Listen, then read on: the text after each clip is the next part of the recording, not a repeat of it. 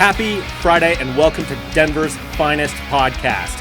My name is John Ekstrom. I am your host tonight.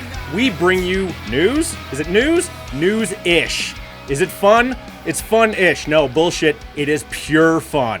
And you know why it's fun? Because we kick off with the Fricashinas, one of Denver's finest punk bands, bringing you our theme song. We commissioned that one. It is in fact Happy Friday because seriously, what the hell else are you going to do today? You're going to check out this pod. You're going to check out the other ones. We're proud to be part of the Mile High Life Network. And I'm proud to be sitting here with two exceptional gentlemen who co-host this adventure with me every single week as we bring you around Denver with cool stuff to do. We bust each other's balls. Holy crap, you should have been in here before the mics went on.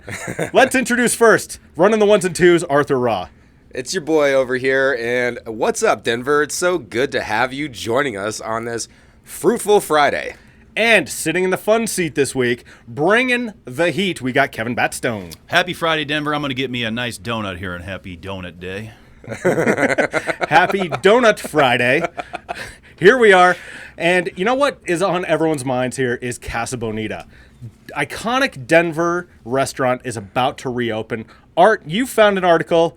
Let's kick this one to you. This will be weird. Hey, so this is how it works at Happy Friday. We talk about a lot of things. We talk about things that are happening in the city, upcoming, what's to be excited about. We've actually been discussing Casa Bonita reopening for months now. It's been a long time coming, and actually, ours truly, Mr. John, was invited to get early access, media access to this, and you cranked out an awesome article on it that is on milehighlife.com. And you did read it? How was your experience? How was your experience there, John? First of all, that's the first time I think I've ever heard yours truly modified to be the first person plural, not the second person singular. If you like verb tenses, which is apparently what we do on this show. But literally, I was there with like 75 members of the media, and I've never ever been a part of something so restrictive. Yeah. Like I was listening to some of the camera guys, I overheard them and they go, hey, remember when Biden was here last month? We didn't have this many fucking rules. Oh, wow. So like you could film in only a couple of places. I recorded audio of the whole thing, which I cannot air, which is against the rules. But I wrote a killer blog post, as you said. It's in milehighlife.com. You can find it in the show notes. What I can tell you is their whole mantra here is we are going to improve everything, but change nothing. So it feels the same. It still smells like chlorine. It's a lot cleaner. The kitchen equipment is nicer. The menu looks terrific. I got a screenshot of the menu. There's a link to that in that Mile High Life piece. I'm excited, man. I got to try a sopapilla. That hasn't changed. How you guys feeling? I'm excited, man. And so, I'm kind of newer to Denver, of course. I've only been here for, going on 16 years now. So I never did get to experience Casa Bonita, but I remember one of the first things I heard about, of course, and being a South Park fan. I watched South Park still living in New England. And that episode is amazing. Oh, it's great. It's great. But everyone's like, food suck, cliff divers are cool, sopapilla. So they're keeping the tradition of Casa Bonita, which I like. And that's kind of cool that we figured that, Trey Parker and those guys were going to be there. And I like the way you wrote it. I spotted him, dude. Like, he was there, and he was hiding in plain sight.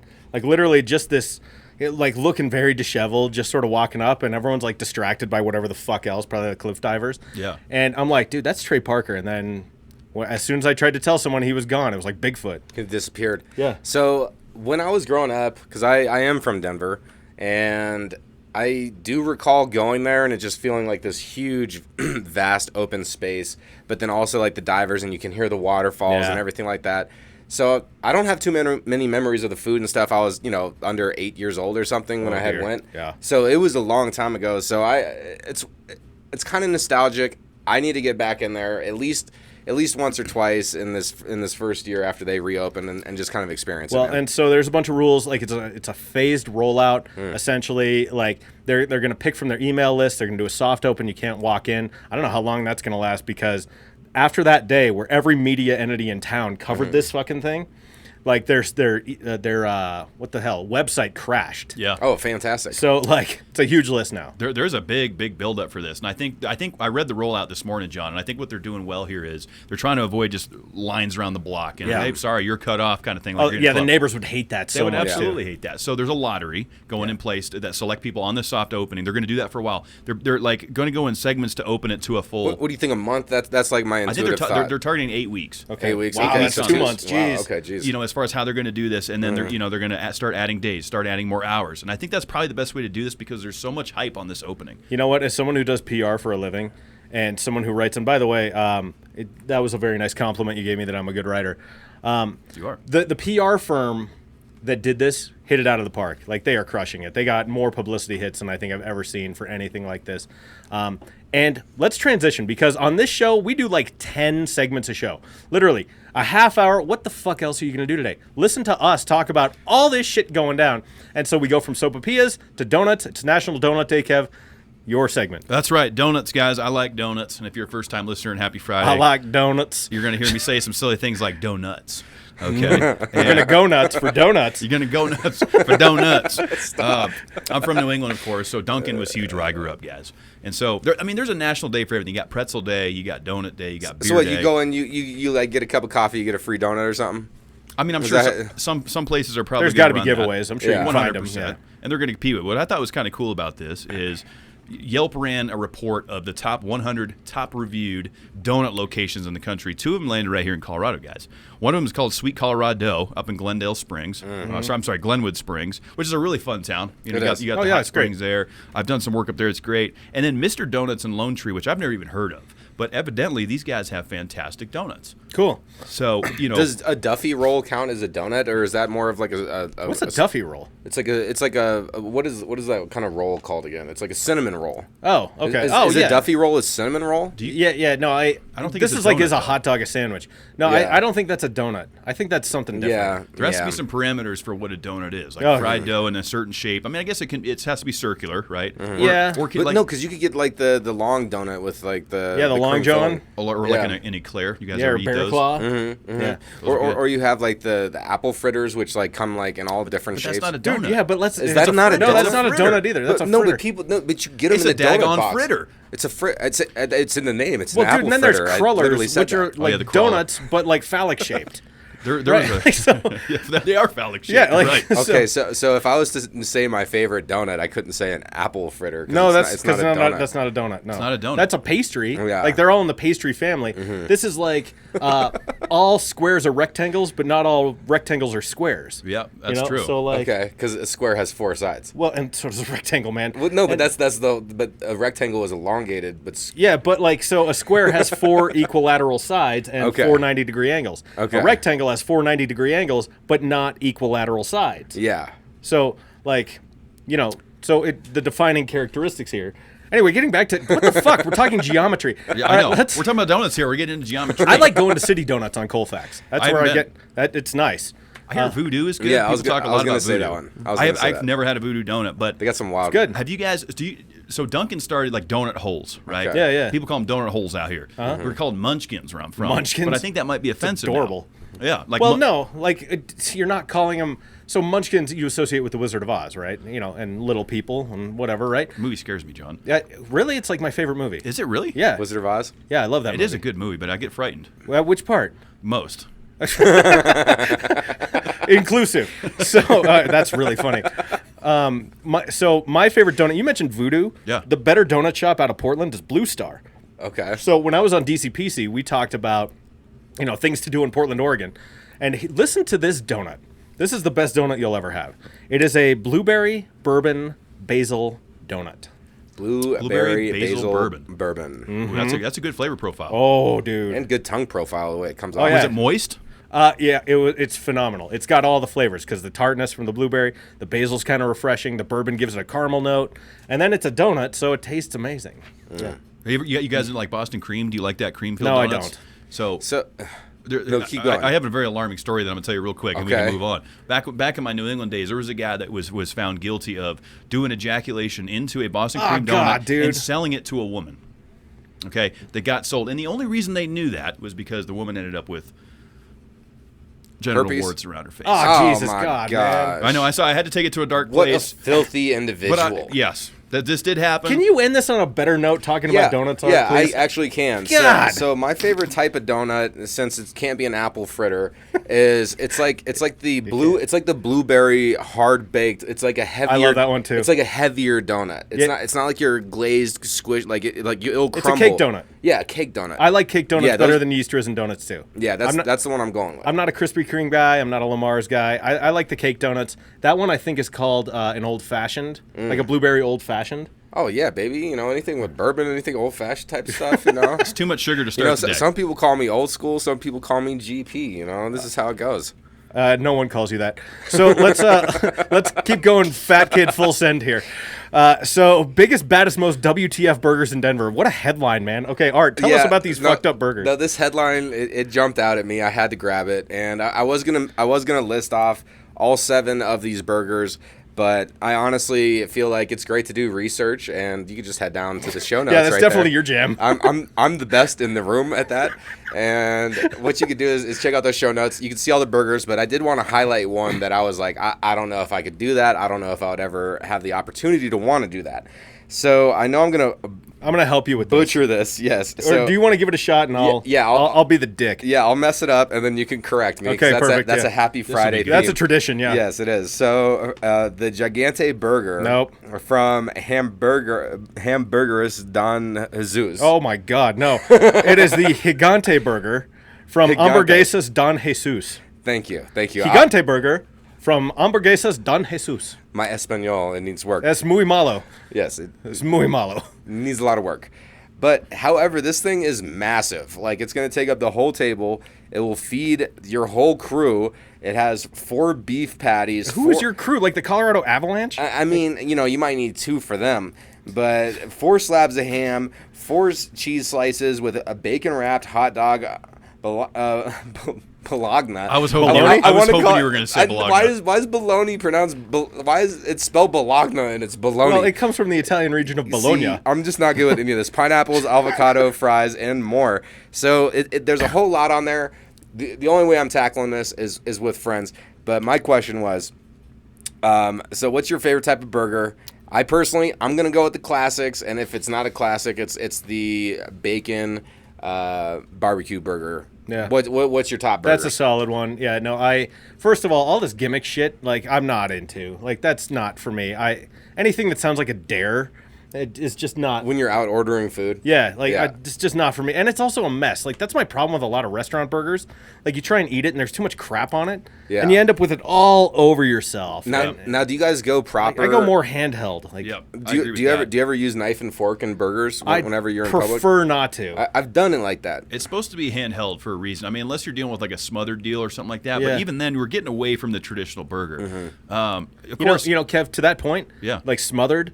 The only thing, Colorado tradition in Pueblo is a slopper, and it's a burger covered in green chili, but you eat it with a knife and fork on purpose. Mm-hmm. It's designed that way. Like it's like an open face. But deal. it's called the slopper. Yeah. It's not like it's a burger, the slopper. It's a burger, but like they don't bill it as a hamburger; they bill it as a slopper. I like them extra sloppy. Oh, watch out now, use kids. Yeah.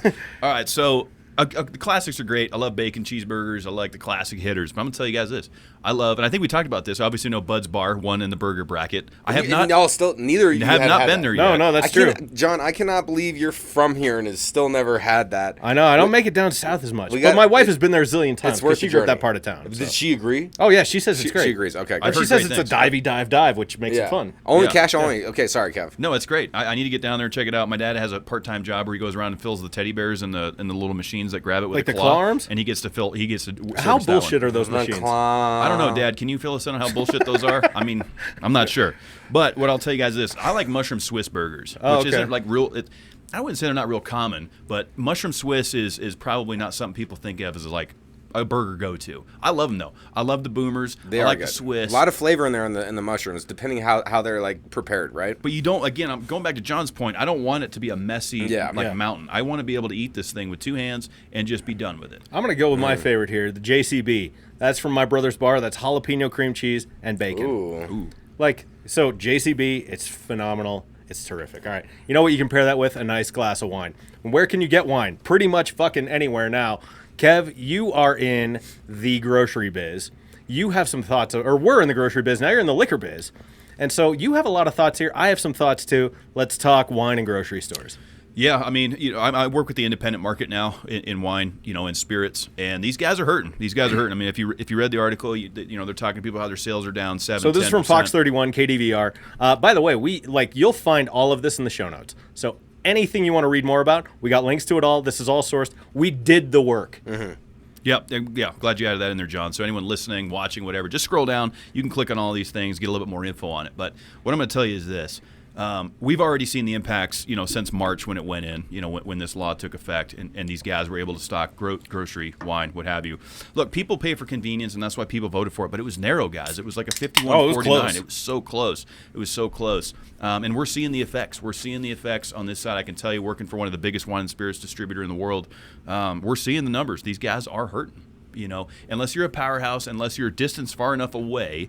Because there's a lot of these grocery stores that have liquor stores in the same parking lot. Oh, yeah. Those ones are hurting the most. Yeah. Yeah, I cultivate relationships with my local liquor store because I'm in there plenty, let's be honest here. But those guys can point you in cool directions. Ask your average person working in the grocery store. Yeah, they might not have that much for you. Yeah, hey, what would pair well? I'm making salmon tonight. What's a good white wine for this? What the fuck are they going to know, right? The grocery folks know. And it's going to be like your Kendall Jacksons of the world. It's going to be... Oyster Bay Sauvignon Blanc. Yeah, Oyster Bay Sauvignon Blanc. It's going to be... you made me lose my train of thought. Like Yellowtail, the big brands. Mm-hmm. And so if you want something that's a little bit more off the beaten path, man, go support your local liquor store. Yeah. And support local independent businesses because liquor stores are generally family owned, have a small amount of employees, and that your dollar goes further in places like that than it goes to a national grocery chain. Yeah, it's either you're contributing to the corporate masses that, ultimately rule the world, right? Corporations. In many ways, yes. Or you can go, support somebody who's trying to be an entrepreneur and trying to support their family. When you go buy from all the big boxes and stuff, all the big chains, that money is going to pockets that are already lined, opposed to pockets that are check the check. And in many your cases, average man, out of state too, man and woman. Yeah. So keep it local. Yeah, keep it local for sure. And one of the things in this article it also talked about, which I can allude to because I'm in the business a little bit without going too far into, is the way our grid pricing works. Is groceries, these guys have a massive budget. The Krogers, the Safeways of the world, they can buy in at the top deal price, so they can keep their margins a little bit thinner because they're buying in at a good price. Yeah. Small mom and pops, they have to buy 30, 40, 50 cases to even get close to margin on what these guys are holding. Yeah. So that's kind of what's going on with the local market. Support your local liquor stores. It really does go a long way. So we're clearly DIY. We're clearly pro small business, doing it yourself. And one of the best examples of that in the last couple of years is defector.com. It's a website I'm proud to subscribe to. I've been there since the beginning. When they did pre-registration, I was there. So these guys came from deadspin.com, one of the most popular sports blogs that was out there. They all left in mass, and they started defector.com in, I believe, 2020, September of 2020, and it's fully owned by its writers, and it recently surpassed $4 million in annual revenue. So they've got a high floor. No one is making less than, I think, 90 grand there. And it's a sports blog, and it's supported by its readers. They have a small amount of advertising. They said no sports books. We're not going to be sponsored by any leagues. We don't want to be colored by any of that. We're doing this for our audience, and that's exactly what we're trying to do on Mile High Life, right? That we are creating this because we love it. We invest our own money. We put ourselves out there, and my God, seeing this success story, it's hard to replicate, but it does my heart good. You guys check this out. What are your thoughts? Well, I think to piggyback of what you said, I like that anytime that you don't get, corporate involvement and taking sponsorship money, trying to ride the wave and get an easy out, so to speak. Pretty cool what these guys have built. And kind of going back into the history a little bit, they were originally referred to as the assholes or something along those lines. No. They referred to everyone else as assholes. As the assholes. Because these guys were doing it different. Yeah. They had attitude, man, and they still have swagger. They got grit. They got grit, and they know what they want, and they're full sending it. I think it's fantastic. Yeah, look, whenever you can really dedicate yourself to doing something, this didn't just happen overnight. There's always going to be challenges that are on that path to your personal greatness. And, they had to overcome a lot on the road. Oh, God, yes. yes. So, really, how this speaks to me is just persistence. You keep showing up. You keep doing it regardless of the outside circumstances that are pushing you down. And as we all know, those are infinite. So it's you have to, just get this resolute attitude to where you are willing to overcome this stuff. And it was an extremely long article. I got through some bullet points, and I was like, wow, this is real long here. I read and write for a living, so this is pure catnip for me. I bet you I'll get through a quarter of a paragraph in the time that you read 2 paragraphs, John. Who knows? But we're not competing in that way. What a lame competition. Which of these men can read faster? Would you consider yourself a speed reader? No. No, I read a lot. I'm a volume reader. Yeah. So the more you do it, the better you get at it. Now, have either of you seen this little technique where if something is written out with bolded words Yes. in Yeah, I've specific seen that. areas, You can read then it helps everybody speed read? Yeah. It's interesting. Yeah, it's a little viral thing, and I haven't seen enough to weigh in on whether or not that's actually going to work. Yeah. But whatever the case, like, the more you read, the better you get at it. It's like anything else. Repetition is the mother skill. So, all right. So, moving on to travel here. TSA has unveiled a new program here at DIA where you can make a reservation. So there's a line on the bridge security screening. You know that one, like when you walk over to the A concourse?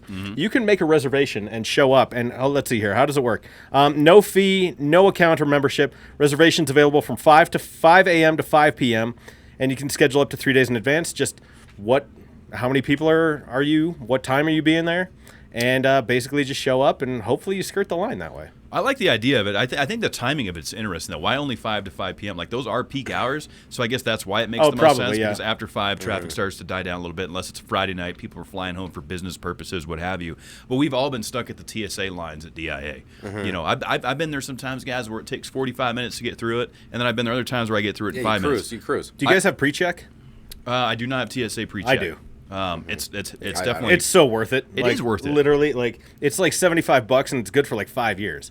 Yeah. It's great. Yeah, it's phenomenal, and it takes like 2 seconds. And that's like the Yeah. private line that they have on the left side. Well, so there's Right. Clear, which is one like that costs Clear's more. big, yeah. But TSA is like the TSA program. You just have to like pass a brief background check. And then, like, you don't have to take your shoes off. You don't have to take your laptop out. You don't have to take your liquids out. nice. It's great. And especially with kids, man. Oh, yeah. Like, Well, fuck. Yeah, and when you're flying, you know, for folks that fly a lot, it makes the most sense. Oh, yeah. You know, of course. But for me, like, anytime I'm flying, it's usually to go do something fun. Right now, I'm not doing a lot of business travel. So, like, for me, I like to get to the airport early anyways because I want to go have a beer. I want to get ready to get on the flight. So I don't mind waiting in line a little bit. But I will tell you, this would be a great tool, and I would utilize it. I can just see somebody right now acting like they like see the line and they're like, oh, I can't wait, and then they try to like go over there and, oh no, I had the reservation. I had the reservation. Like It's gonna happen. They're gonna try to abuse it and say that they had a reservation. There's gonna when be they some didn't. discrepancies. Yeah. Well, We already sure. I know. mean, that's true of anything. Why do people like that exist? You know, like how come we can't just like Why can't we have nice things? be patient and like This you is know why we don't have nice things. try to do the right thing? So one mantra that I want to say right now is to everybody tuning in, all the viewers, listeners, do the right thing for the right reason, even if it's the hard thing to do. Got to live by that. Speaking of, Ron DeSantis is going to move Disneyland to Colorado by doing the right thing when the Nuggets beat the Heat in the NBA Finals. Or at least that's what Governor Polis is proposing in a friendly bet that he has with Governor DeSantis of Florida. Kev, you found this article. This is nuts. This is kind of funny, guys. I like it. I like friendly wagers and stuff like that. And who knows? Who knows if this can become a reality or not? But I got a couple thoughts on this. So obviously we're recording Happy Friday here on a Thursday night. Nuggets getting ready to tip off here against the Miami Heat right here in Denver. So hopefully when you're tuning in, Denver already took game 1. But so Polis sends out a tweet. He says, "Man, I'm challenging DeSantis. You know, when we beat your Miami Heat, move Disneyland here to Colorado." Which also, by the way, they just closed one of their most iconic rides of all time. Which one? The Splash Mountain. Oh, yeah. No more. It's no Well, more, Well, guys. no. Were people They're getting injured or rebranding it something? into something else. Is that what it is? Yeah, because that was modeled after the movie Song of the South, which is pretty goddamn racist when you get right down to it. I don't even know what that movie is. Yeah, it's not in rotation anymore, bro. Okay. Like, it's where Zippity Doodah comes from, though. Oh, Wait, I feel like I saw some of these lost videos of Disney you go- stuff, and like, yeah, you kinda go, the "Ugh." depictions were pretty racist. Outdated. Let's say outdated. Yes. Let's just say the racial norms of the day when this was made were a little bit different than they are now. So Fair enough. Well said. yeah, so that's a very diplomatic way of saying it. Yes. And I imagine like Polis and DeSantis probably not going to have an actual wager the way many mayors and governors do, because demographically, Governor Polis is kind of not like someone Ron DeSantis supports, given some of the legislation that DeSantis has passed in Florida. So I imagine him just trolling him outright was a very strategic call on his part. Well, of course, in politics, he just announced his candidacy for president, so there's a lot of those things going on. But the fact remains, he sent this bet out. I think it's pretty cool. I don't think it's ever going to happen. I mean, if you were to bring Disney, to, Of course, it's never going to happen. it's never going to happen. I mean, where would we put it number 1? And why would we want all this extra You tourism? put it out by DIA. No, that's where we're putting Bandamere. Well, speaking of which, you're going to get plenty of race talk here on this. This is not Mash the Gas, even though that show is hosted by our very own Kevin Batstone. Top 10 NASCAR podcast. Thank you. Top 10 NASCAR podcast. We are professionals at this. You may not know it, given the banter here and the level of of dialogue that we sometimes do, but you're going to get some racing talk. From me, you're going to get some pro wrestling talk. Art, I don't think we can pigeonhole you because the Venn diagram of your interests are... Oh, right. Yeah. Art's going to try and pump you up, like, whether you want it or not. And frequently, I don't. No. And in those moments, I really hold myself back from giving you a long hug. Thank God. So, because Art, no, I'm not a hugger. But anyway, Kev, NASCAR did something kind of unprecedented here, and so let's hear about it. Yeah, it's kind of a big deal, guys. I mean, we got a race coming up here this Sunday in St. Louis, and Chase Elliott, NASCAR's most popular driver, will not be in it. How do you measure most popular? So there's a vote every year. Oh my God, it's a popular vote? Not like, it's like the People's Choice Award? It's not like apparel No. sold or something? No, it's been, NASCAR's done it for a long time, and it's also a fun fact. Nobody's ever held the award of most popular driver other than somebody with the last name of Earnhardt or Elliott for the last 30 years. Holy shit. So there's Not even Jeff Gordon? Jeff Gordon was never a popular driver. That's why Kevin liked him a lot. I mean, there's a lot of other reasons. I don't have time for that right now. Tune in to Match the Gas to hear more about that. But what I'm going to tell you is NASCAR has suspended Chase Elliott, and it was kind of a controversial deal because NASCAR has evolved. We've seen what Ross Chastain did last year. We talked about Chase Elliott on this podcast earlier this year when he hurt himself here in Colorado when he broke his leg. Snowboard. He was out. Oh. NASCAR granted him a waiver for a playoff contention. So he intentionally wrecked Denny Hamlin last week. I did see the video. You showed it to me, and, Chase had mentioned that it was unintentional. But when you go watch that back, it's like when you're actually racing and you're on that turn, like, come on.